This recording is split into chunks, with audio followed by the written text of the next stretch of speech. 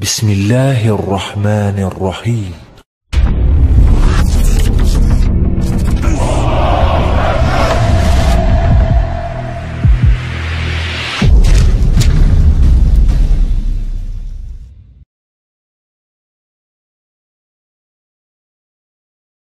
Wanifidin rahimakumullah, para ibu, bapak dan saudara-saudara sekalian yang dirahmati Allah Subhanahu wa taala. Kejahatan terbesar yang dilakukan oleh Sunuk Hurgronya berkisar pada dua hal, yaitu upaya keras yang dilakukan oleh Sunuk Hurgronya tentunya dengan bantuan perangkat yang mungkin untuk dikumpulkan olehnya untuk memotong-motong Islam dan memecah belah kaum muslimin, khususnya di Indonesia. Itu kejahatan yang teramat besar. Mestinya kita berpikir, andai kata dia tidak punya kejahatan selain itu kejahatan yang tidak terampuni, ya. Memotong-motong ajaran Islam, memecah belah kaum muslimin, itu kejahatan yang tidak terampuni. Kecuali ia bertobat, berbuat baik, ya, dan menjelaskan kembali keburukan-keburukannya, dan itu sudah tertutup baginya. Kemudian kejahatan besar yang kedua yaitu bagaimana ia mencoba untuk menghapus, ya, pikiran menegakkan syariat Islamiyah sampai kepada menegakkan khilafah dari kesadaran kaum muslimin. Dan itu dimulai dengan menghapuskan al-jihadu fisabilillah dari kesadaran kaum muslimin. Itu kejahatan besar luar biasa, ya. Sebab penegakan syariat Islamiyah dalam bahasa Al-Quran, iqamatuddin, menegakkan din Allah. Salah satu di antara unsur utamanya adalah menegakkan syariat Islamiyah. Itu merupakan satu-satunya kewajiban hidup seorang muslim, baik sebagai pribadi maupun sebagai ummah muslimah. Satu-satunya. Dan itu merupakan syariat sepanjang masa, ya, sejak Nuh alaihissalam sampai kepada Nabi Muhammad sallallahu alaihi wasallam. Itu mau dihapuskan, ya, dari pikiran kaum muslimin. Jika kaum muslimin tidak berpikir lagi untuk menegakkan, atau seorang muslim yang tidak berpikir lagi untuk menegakkan syariat Islam, dia sudah kehilangan segala-galanya tentang Islam bagi dirinya, ya. Dan itu dimulai dengan menghapuskan pikiran al-jihadu fisabilillah dari kehidupan seorang muslim, baik sebagai pribadi maupun sebagai ummah.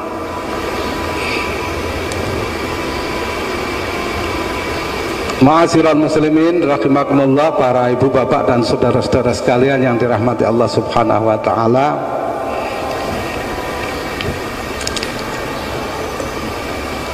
Pikiran itu, pertanyaannya tentunya, pikiran itu apakah diilhami dari perjanjian lama atau perjanjian baru, atau diilhami dari yang lain? Ada satu kalimat yang menarik yang sering disampaikan oleh para komandan, ya, komandan jihad di seluruh dunia Islam. Para orientalis itu mengambil manfaat lebih banyak dari Al-Quran dan tarikh perjalanan, ya, perjalanan Islam, katakanlah perjalanan sejarah Islam untuk kepentingan dunia mereka. Mereka lebih banyak mengambil manfaat daripada kaum muslimin sendiri mengambil manfaat dari Al-Quran dan perjalanan sejarah Islam itu sendiri untuk kepentingan dunia dan akhirat mereka. Ini menarik sekali, ya. Jadi selama sekian tahun atau hampir seluruh waktu hidupnya, Sunuk Hurgronya menghabiskan waktu untuk mempelajari Islam dan kemudian melakukan konfirmasi terhadap apa yang ia pelajari langsung, ya,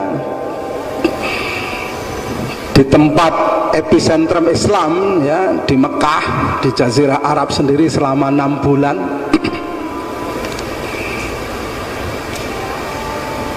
Itu ternyata betul-betul digunakan untuk mengambil manfaat yang besar, mengetahui kekuatan dan kelemahan Islam, kemudian bagaimana setelah ia tahu, ia mencoba untuk mengambil manfaat bagi kepentingan kejahatan dirinya dan bangsanya terhadap Islam dan kaum muslimin. Pertanyaan pertama itu. Pertanyaan kedua atau persoalan kedua yaitu, apakah pikiran-pikiran Snok Orgronya itu berhenti pada tanggal 17 Agustus 1945, atau kalau tidak begitu pada tahun 49 setelah selesainya aksi penyerangan Belanda ke Indonesia yang dikenal dengan aksi polisional kedua. Berhenti. Hari ini tidak ada lagi pengaruh pikiran Snok Orgronya, ya, kepada umat Islam, khususnya umat Islam bangsa Indonesia. Apakah sudah berhenti? Itu pertanyaan yang perlu kita jawab tentunya. Ternyata itu ada benang merahnya, ada sambung menyambung, ya. Pikiran Snok Orgronya tidak berdiri sendiri, ya. Artinya sudah ada pendahulunya. Juga pikiran Snok Orgronya tidak berhenti dengan kematiannya atau kemerdekaan bangsa Indonesia, tapi ada pelanjutnya.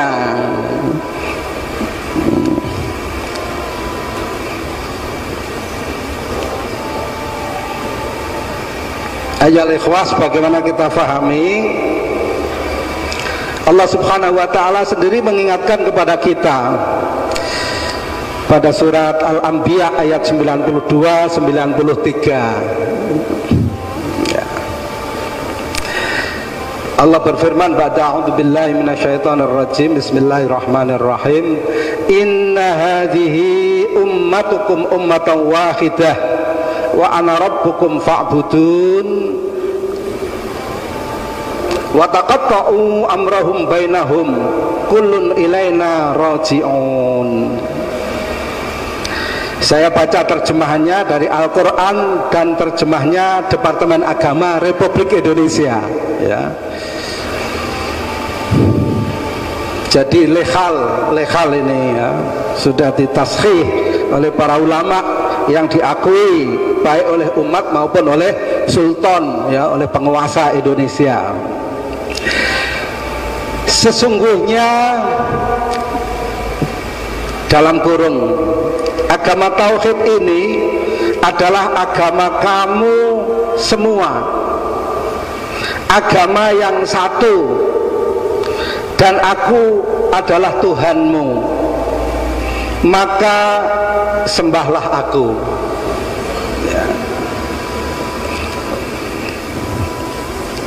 Ayat 93, dan mereka telah memotong-motong urusan agama mereka di antara mereka, kepada kamilah masing-masing golongan itu akan kembali.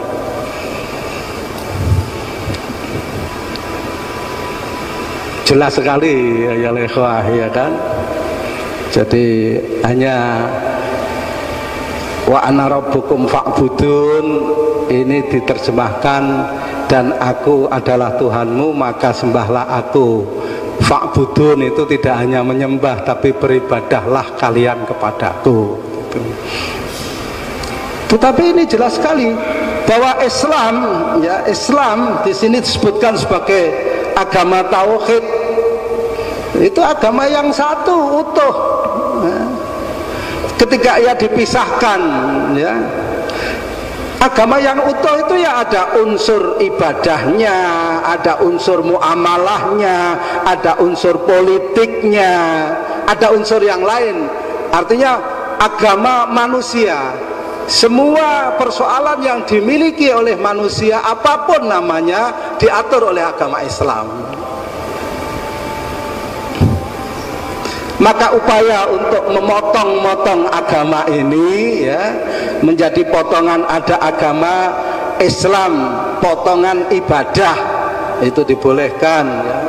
Dan itu ibadah dalam pengertian khusus ya. Kalau Anda mau beribadah haji diselenggarakan, kalau Anda mau sholat bahkan ada sidangnya untuk menentukan waktu-waktu sholat. Kalau Anda mau beribadah siam Ramadan, ada sidangnya untuk menentukan satu Syawal ya, dan akhir satu Ramadan dan akhir Ramadan ya kan. Ada bahkan zakat, ada badan amil zakat, infak dan sedekah dibentuk ya. Tetapi apakah menegakkan hukum Allah Subhanahu wa ta'ala dalam kehidupan manusia tidak bagian daripada ibadah? Mereka mengatakan itu bagian daripada politik ya. Agama tidak boleh mencampuri urusan politik, dan politik itu pengertiannya adalah politik sekuler mereka. Kemudian politik, ini yang tidak disebutkan, politik boleh mencampuri urusan agama, itu tidak pernah disebutkan ya kan. Maka ulama-ulama masjid-masjid dipolitisir untuk kampanye ya, untuk kepentingan politik sekuler, itu tidak disebutkan. Itu warisan sebenarnya ya kan. Ayyuhal ikhwah, persoalan-persoalan seperti ini ya sudah diingatkan oleh Allah Subhanahu wa ta'ala pada masa awalnya ketika Islam itu bangkit, akan selalu ada. Dan persoalan yang menjadi lebih berat ya, apabila setelah Islam itu dipotong-potong seperti itu masing-masing potongan ada pembelanya, dan masing-masing pembela potongan-potongan itu mereka merasa bangga bahwa mereka mewakili Islam, padahal tidak ya ikhwah ya. Setiap upaya untuk mengikuti potongan-potongan itu sendiri dengan meninggalkan keutuhan sumuliyatul Islam itu bagian daripada mengikuti langkah setan. Ya ayyuhalladzina amanu dkhulu fis-silmi kafah wa la tattabi'u khutuwatis syaitan. Jelas.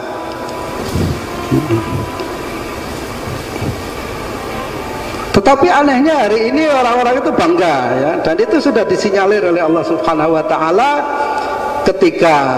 ketika awal-awal Islam itu dibangun oleh Nabi Muhammad sallallahu alaihi wasallam dan para sahabatnya radhiyallahu anhum.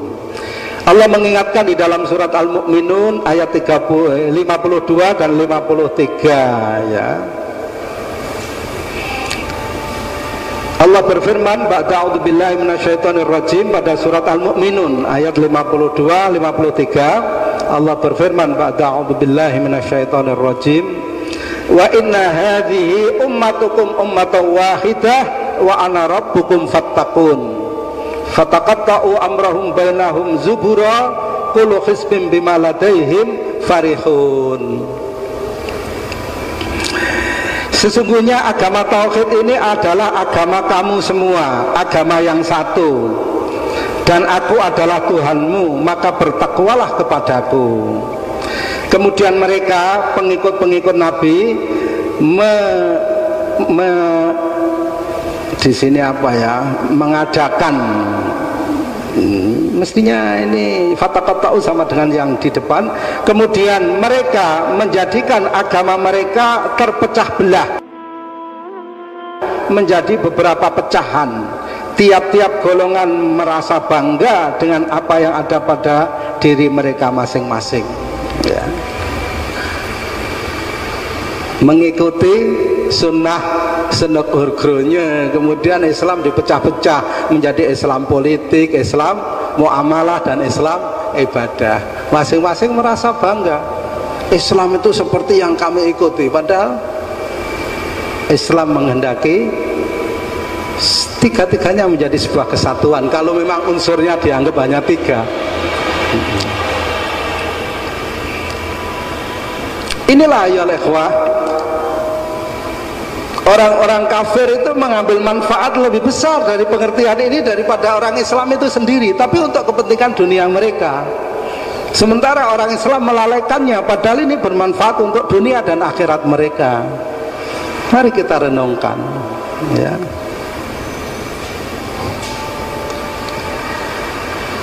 Tidak diragukan lagi membangun masjid dengan niat untuk supaya bisa melaksanakan sholat fardu terutama, ya, dengan nyaman, aman dan khusyuk, bagian daripada ibadah. Tidak diragukan lagi bahwa memberikan zakat tentunya dengan cara yang benar, ya kan, sesuai dengan ketentuan syariat Allah dan Rasulnya, itu adalah bagian daripada ibadah. Tidak diragukan lagi bahwa siam Ramadan, haji, ya, bagian daripada ibadah. Tetapi juga tidak diragukan lagi menurut ajaran Islam bahwa al-jihadu fisabilillah itu bagian daripada ibadah.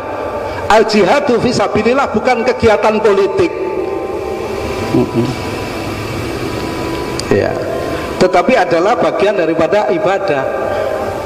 Semua ulama-ulama ahlul fikih, saya belum pernah melihat sampai hari ini, ya, belum pernah membaca. Selain itu, semua ulama ahlul fikih, dari fikih yang paling kuno, ya, apakah tulisan Imam Malik Al-Muwatta atau Fiqhul Akbar Imam Hanafi, sampai fikih yang paling modern hari ini Al-Fiqhul Islami wa Adillatuhu Syekh Wahbah Zuhaili Allah yarham, itu semuanya menyatakan bahwa al-jihadu fisabilillah itu hukumnya antara fardu kifayah dan fardu ain, ya. Dan dia bagian yang menyatu dari ajaran Islam. Silakan, ya. Tetapi ini coba dihapus, dihilangkan, ya.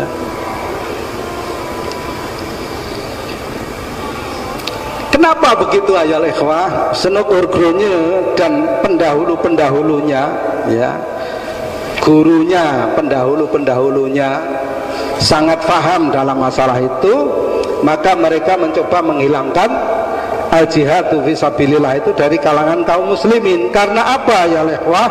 Karena al-jihadu fisabilillah itu adalah merupakan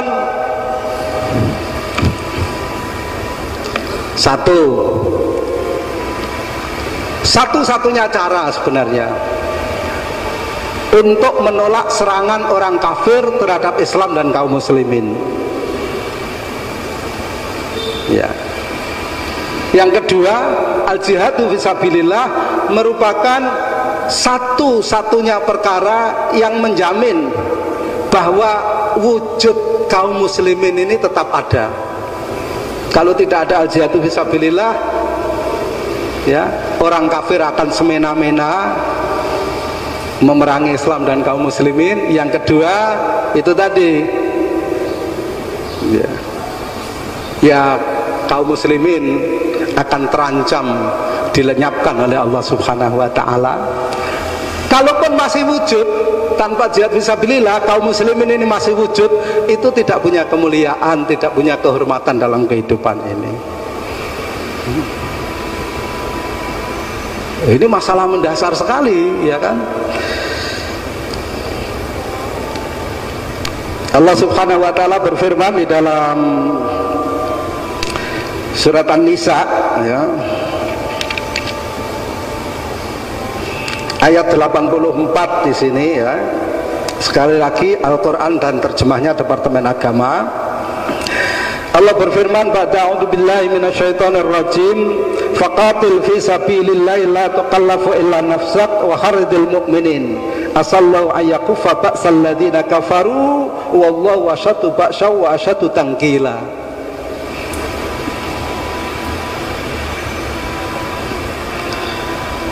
Maka berperanglah kamu pada jalan Allah. Berperang. Perang itu pengertian al-jihadu fisabilillah dalam pengertian istilahi yang paling mendasar, ya. Memang al-jihadu fisabilillah ya bisa bertingkat-tingkat, ya kan, bersungguh-sungguh menjaga din Allah, mempersiapkan kekuatan, berjaga-jaga, tetapi tidak bisa meninggalkan pengertian berperang. Di sini disebutkan, maka berperanglah kamu pada jalan Allah, tidaklah kamu dibebani melainkan dengan kewajiban kamu sendiri. Kobarkanlah semangat para mukmin, kalimatnya begitu, untuk berperang. Mudah-mudahan Allah menolak serangan orang-orang kafir itu. Allah amat besar kekuatannya dan amat keras siksaannya. Tidak usah diterangkan, kalimatnya jelas ya lehwa, ya kan. Walaupun khitabnya ini kepada Rasul, kepada Nabi Sallallahu Alaihi Wasallam, tetapi kalimatnya jelas. Jadi kita punya kewajiban untuk diri kita sendiri dan punya kewajiban untuk mengobarkan semangat kaum muslimin, untuk kaum mukminin untuk berperang. Jadi kalau ada seorang dai mengobarkan semangat kaum mukminin untuk berperang, itu sekali lagi memenuhi perintah ayat ini, perintah Allah. Sama kedudukannya dengan ketika kita memenuhi perintah aqimis shalah, tegakkanlah salat. Sama.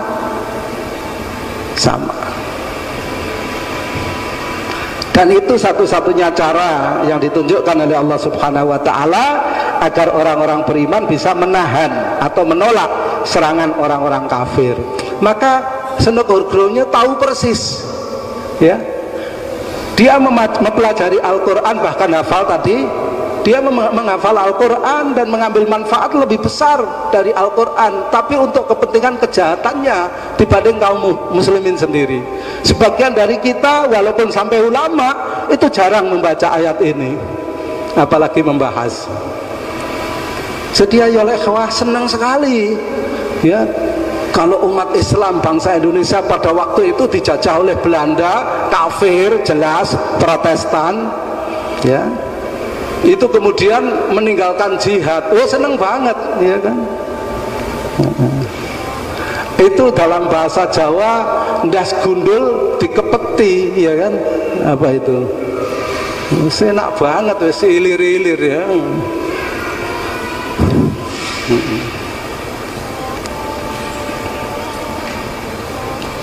Iya, sudah jadi menantu raja masih diangkat menjadi putra mahkota, bayangkan, ya kan.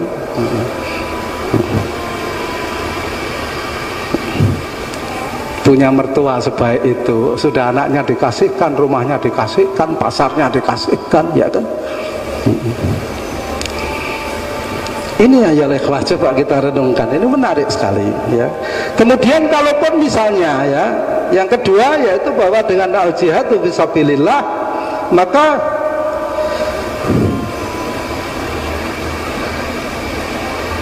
wujud daripada Islam dan kaum muslimin itu terjamin, ya.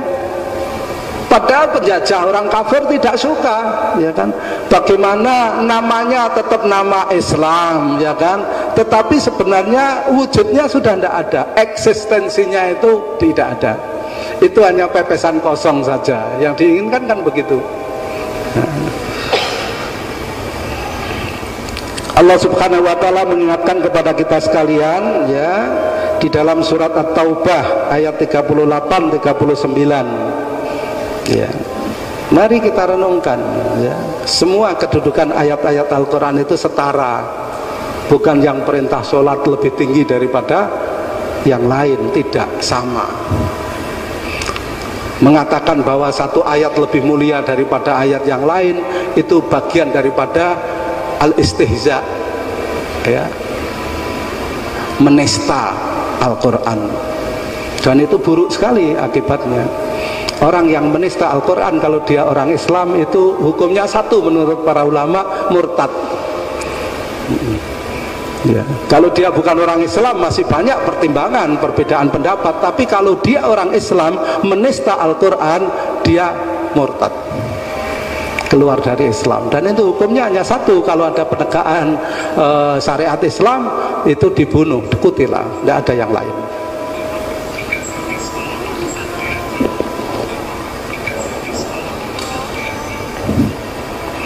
Saya bacakan ayatnya, ayat 38-39 dari surat At-Taubah. Allah berfirman, ba'da a'udzubillahi minasyaitonir rajim, ya ayyuhalladzina amanu ma lakum idza qila lakum unfiru fi sabilillahi faqaltum ilal ard araditum bil hayatid dunya minal akhirah fama mata'ul hayatid dunya fil akhirati illa qalil illa tanfiru yu'adzibkum adzaban alima wa yastabdil qauman ghairakum wa la tadurru syai'a wallahu ala kulli syai'in qadir. Terjemahannya Al-Quran dan terjemahnya Departemen Agama ini ya legal menurut negara ya. Hei orang-orang yang beriman, apakah sebabnya apabila dikatakan kepada kamu berangkatlah untuk berperang pada jalan Allah, kamu merasa berat dan ingin tinggal di tempatmu? Apakah kamu, ini menarik sekali, apakah kamu puas dengan kehidupan di dunia sebagai ganti kehidupan di akhirat? Padahal kenikmatan hidup di dunia ini dibandingkan dengan kehidupan di akhirat hanyalah sedikit. Jika kamu tidak berangkat untuk berperang di jalan Allah, maksudnya niscaya Allah menyiksa kamu dengan siksa yang pedih dan digantinya kamu dengan kaum yang lain, dan kamu tidak akan dapat membuat kemudaratan kepada Allah sedikit pun. Allah Maha Kuasa atas segala sesuatu. Illa tanfiru yu'adzibkum adzaban alima wa yastabdil qauman ghairakum wa la tadurru syai'a. Ngeri itu kalau menurut saya ya. Jika tidak ada jihad, maka Allah akan menyiksa orang-orang Islam yang ada di situ. Kemudian Allah akan melenyapkan kaum itu dan menggantinya dengan kaum yang lain yang mau berjihad.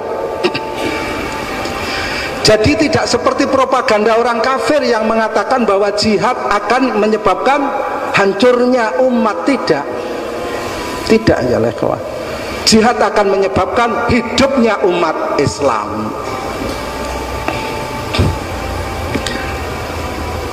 Tahu betul ini, Senegor Gronya dan guru-gurunya sebelum itu tahu betul ya.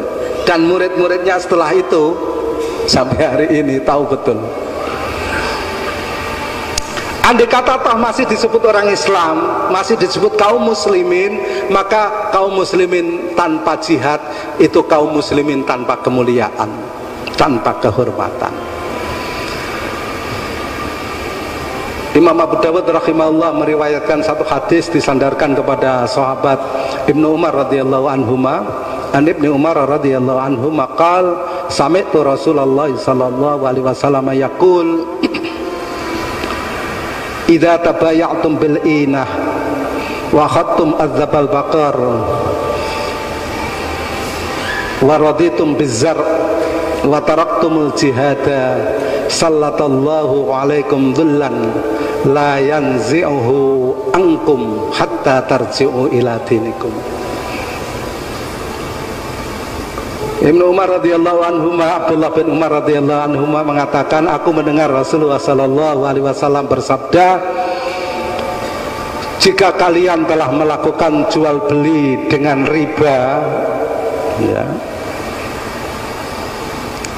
dan kalian mengikuti ekor sapi, dan kalian ridho dengan pertanian atau perkebunan, serta kalian meninggalkan jihad, al-jihadu fisabilillah, Allah pasti akan menimpakan kepada kalian kehinaan, dan Allah tidak akan mengangkat kehinaan itu dari kalian sampai kalian kembali kepada dinikum. Al-jihadu fisabilillah sama dengan dinikum di sini, sampai kalian kembali kepada jihad fisabilillah, dan itu disebutkan din, agama semuanya. Jadi Islam tanpa jihad tidak ada Islam ya ikhwah. Ya. Kalaupun masih diberi nama Islam tanpa kemuliaan, tanpa kehormatan, hina ya,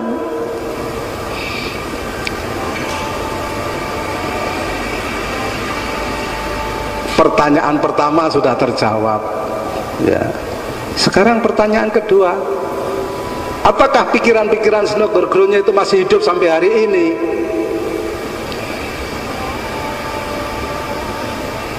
Di seluruh dunia masih hidup, di seluruh dunia Islam masih hidup, ya.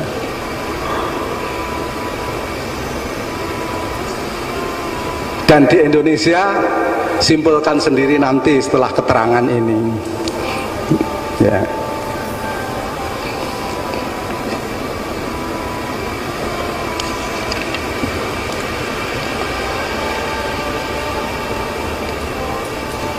Ini perkara besar, ya, perkara besar. Saya akan sedikit maju, ya. Jadi kalau kita merunut kejahatan para pewaris Snogorgrunnya terhadap Islam dan kaum muslimin, ya, pada beberapa waktu terakhir ini, paling tidak pada 10-20 tahun terakhir ini atau 30 tahun terakhir ini, kita bisa melihat, ya kan, kejahatan mereka itu urut. Dimulai dari apa yang mereka sebut dengan perang global melawan terorisme. Semua orang Islam yang benar lurus memahami Islam secara sempurna, syumul, kemudian mau mengamalkan Islam secara syumul juga, ya, memahami kemuliaannya sebagai muslim, harus menerjemahkan kalimat perang global melawan terorisme itu adalah perang Amerika dan sekutu-sekutunya melawan Islam dan kaum muslimin. Harus begitu.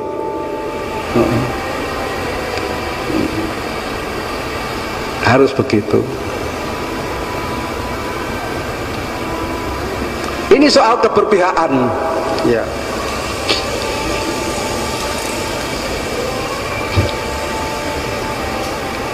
Kepada siapapun kita akan sampaikan perkara itu dengan hujjah, dengan argumen.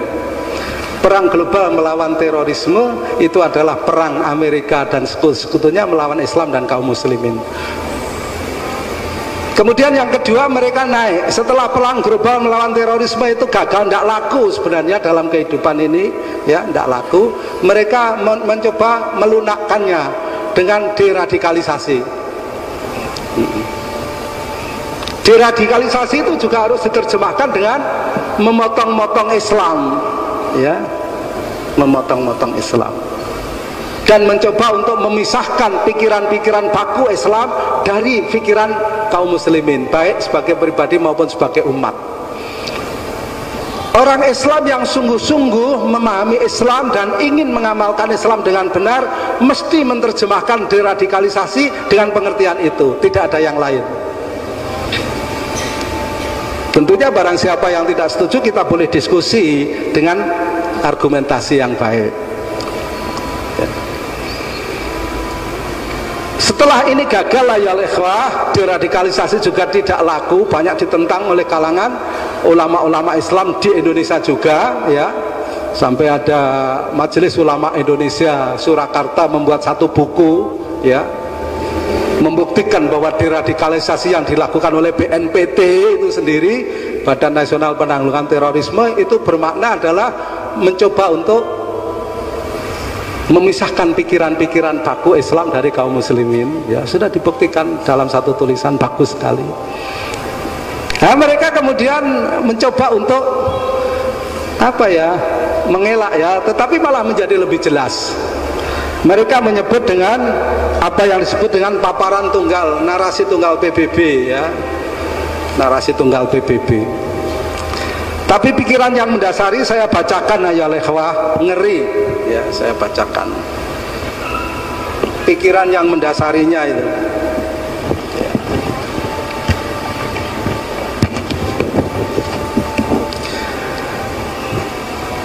Konsep yang mereka buat berangkat dari pikiran seperti ini. Coba, salah satu di antara tokoh yang membuat konsep itu, kita tidak bisa terus menyangkal tentang masalah besar yang ada dalam Islam. Loh, kalimatnya, Islam perlu melakukan kajian ulang terhadap perintah untuk membunuh orang yang menghina nabinya. Loh, coba bayangkan. Selanjutnya mesti diperbesar. Islam perlu mengkaji ulang perintah untuk membunuh orang yang menghina Tuhannya. Islam perlu mengkaji ulang perintah untuk membunuh orang yang menghina agamanya. Kan begitu. Wong ini sudah nabinya. Nabinya itu kan pilihan yang paling mewakili menghina Allah, mewakili menghina Islam, menghina Al-Quran. Saya lanjutkan. Kemudian perang yang terjadi antara dunia Islam dengan dunia bukan Islam, ya, apapun namanya. Sebab kalau saya bilang dunia Barat, penguasa-penguasa negeri Timur juga memerangi Islam dan kaum muslimin, faktanya, ya kan. Perang ini saya khawatir katanya bukanlah perang antara kelompok ekstremis kecil Islam dan tidak representatif melawan kita. Atau paling tidak bukan hanya itu, perang ini juga adalah perjuangan mendasar untuk memerangi pikiran, hati, dan jiwa Islam. Marojiknya ada semua, ya lehwa. Coba Anda menjadi muslim saja itu nanti akan dicabut, ya. Anda menjadi muslim saja itu akan dicabut nanti. Kalau di Barat, di Eropa Barat, khususnya di Inggris, sudah ada sekelompok kaum muslimin yang melakukan pembelaan dalam urusan ini. Sebab bagi mereka persoalannya itu bukan persoalan pemahaman orang Islam terhadap Islam, tapi persoalannya ada pada Islam itu sendiri, kata mereka. Gini,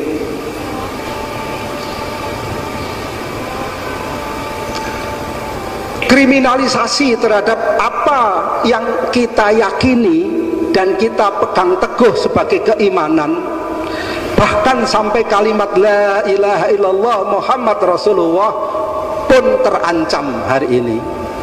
Ia dimulai dengan menyasar keyakinan politik itu tadi, ya, pembelaan diri, kemudian ke arah jihad, al-jihad fisabilillah, penegakan syariat Islamiyah dan khilafah Islamiyah.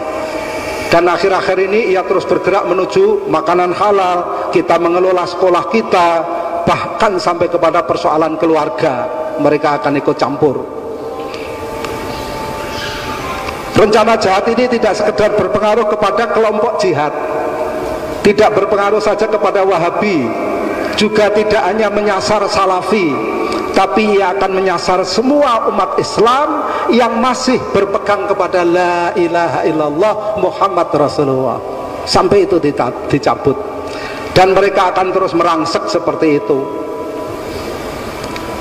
Benar firman Allah Subhanahu wa taala, wala yazaluna yuqatilunakum hatta yaruddukum an dinikum in istata'u.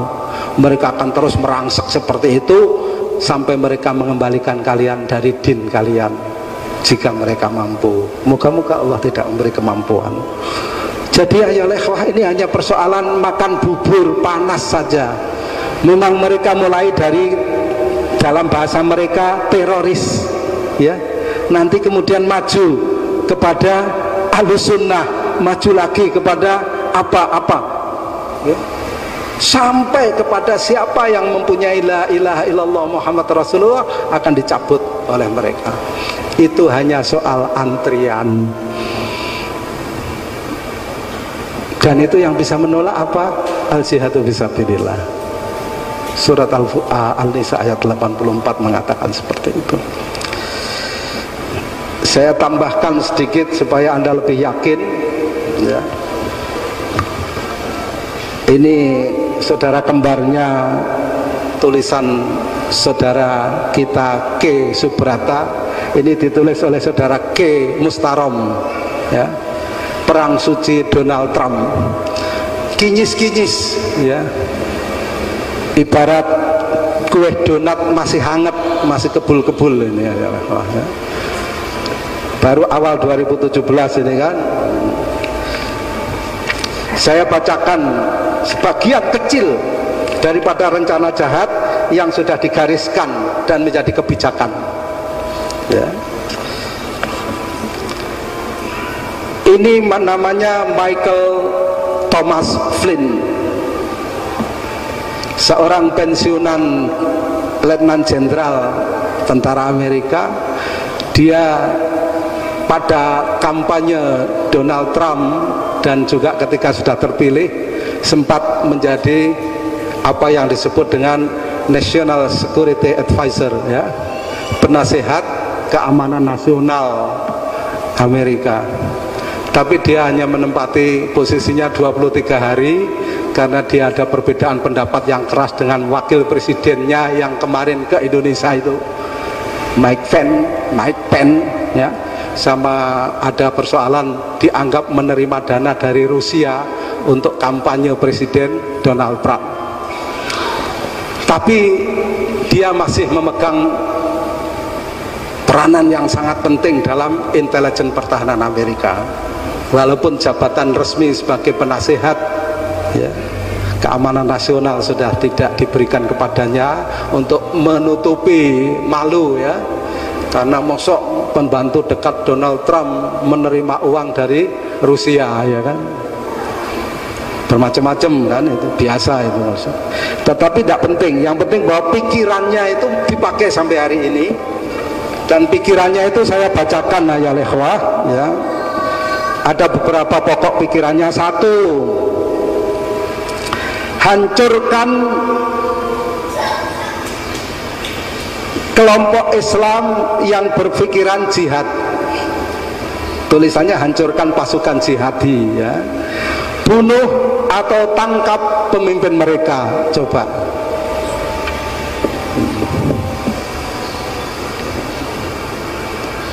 Uraiannya banyak, tapi saya tidak bacakan.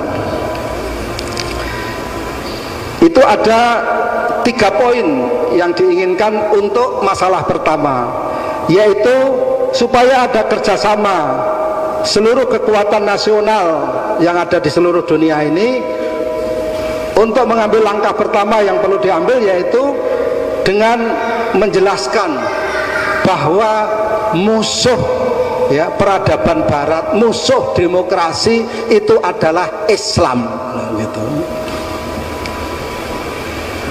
Coba bayangkan ya ikhwah, orang Islam akhirnya dilematis, ya kan, dilematis bagi yang bingung. Kalau dia ikut demokrasi, menurut para ulama yang lurus, ikut demokrasi itu maknanya meninggalkan agama Islam, masuk agama baru. Itu namanya apa? Ya, definisikan sendiri. Tapi kalau tetap di dalam Islam, dia akan dimusuhi oleh demokrasi. Kemudian B, untuk poin yang pertama, terus buru mujahidin dimanapun mereka berada. Coba, keras sekali ini, ya, keras sekali. Usir mereka dari tempat perlindungannya dan bunuh atau tangkap mereka. Negara yang memberikan tempat perlindungan pada musuh barat harus hanya diberi satu pilihan: menghapuskan jihad dan kaum mujahidin, atau menyiapkan negara yang mau berkontribusi untuk bisa melakukannya. C, hadapi secara tegas negara dan aktor non-negara yang mendukung ideologi Islam ini dan paksa mereka untuk menghentikan dukungannya pada musuh. Loh, keras sekali. Kalau kita Idul Adha melihat sapi atau kambing mau disembelih, dia tidak paham, ya, itu kita paham. Tapi kita ini orang Islam aja, ya. Itu kalau ada sapi, ya, yang induknya sama terus menjadi besar, saudaranya itu disembelih, dia itu jenger. Apa itu jenger? Dia itu tidak doyan makan, ya kan, sapi itu, ya kan. Kita dilahirkan dari rahim Islam yang sama, melihat saudara-saudara kita Islam disembelih di mana-mana. Oh, kok kita nyaman saja, ya kan? Bahkan memberi selamat kepada yang menyembelih.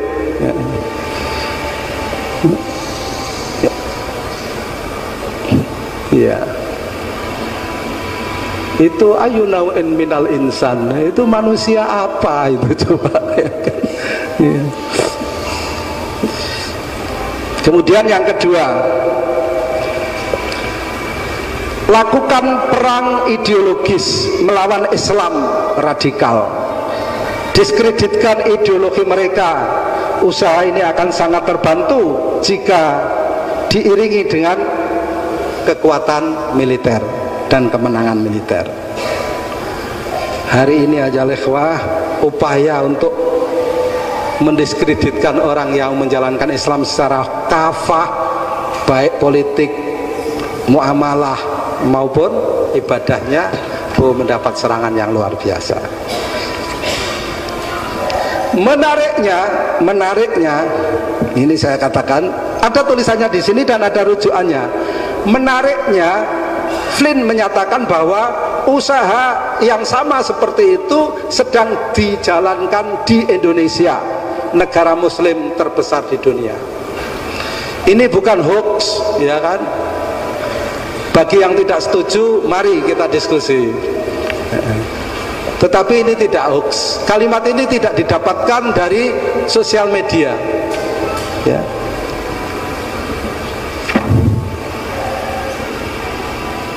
Tidak didapatkan dari Kaskus, ya kan?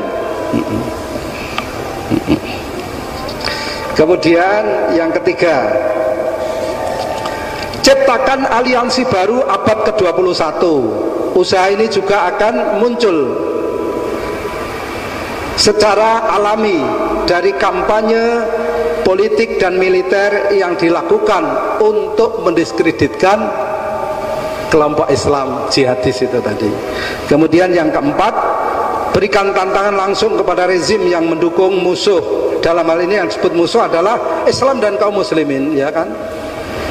Minimal lemahkan mereka atau jika mungkin gulingkan mereka. Loh, rencananya jahat betul lah.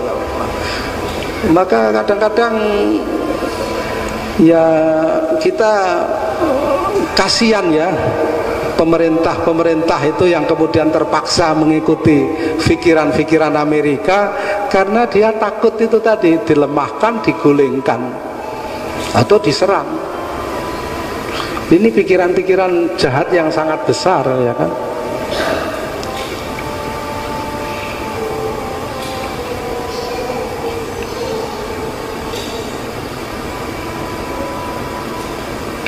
Ayat ikhwah, jadi saya sudah bacakan ayat-ayat Al-Quran, saya sudah bacakan fakta-fakta ini. Sekarang mari kita merenungkannya. Kita merenungkannya. Setelah itu kita harapkan Allah memberikan kesadaran kepada kita sekalian. Kemudian mari kita berpikir, ya, kita kan tidak boleh tidak melakukan apa-apa. Terus apa yang bisa kita lakukan? Nah, kita pikirkan bersama-sama. Kita pikirkan bersama-sama.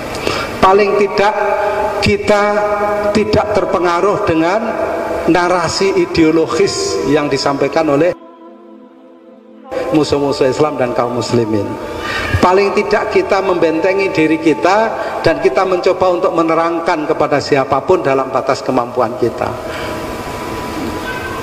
Dalam batas kemampuan kita, ya, masing-masing kita punya kemampuan yang berbeda-beda, diberi oleh Allah Subhanahu wa Ta'ala kemampuan untuk ya tetap berpegang kepada Islam dengan kuat.